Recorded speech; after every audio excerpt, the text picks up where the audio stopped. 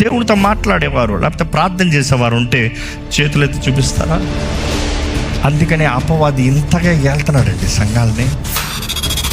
ప్రార్థన లేదు, వాక్యం లేదు, రెండు లేకపోతే ఒట్టి క్రైస్తవుడు, ఒట్టి పేరుకి క్రైస్తవుడు, జ్ఞానము లేని వెర్రివారు. ఐఎమ్ సారీ, కఠినంగా ఉందేమో ఈ మాట. దేవుని సొత్తు అని చెప్తూ శక్తి లేనివారు. పరిశుద్ధాత్ముడు మనకి రేమానిస్తాడు, అంటే ఆ వాకులో నుండి మనకి తగిన వాకుని ఎత్తి చూపిస్తాడు. నీకు వాకే లేకపోతే రేమ ఎక్కడి నుండి వస్తుంది?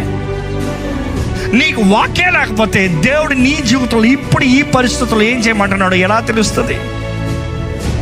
దేవుని వాక్యంలో చూసినప్పుడు గమనించండి, మనం ఆత్మ ద్వారా నడిపించబడితే శరీర క్రియల్ని జయిస్తామంట. గళితీయులకు రాసిన పత్రిక 16-17 చదువుతామండి. మనం ఆత్మ ద్వారంగా జీవిస్తే శరీర క్రియలు అణిచివేస్తామంట.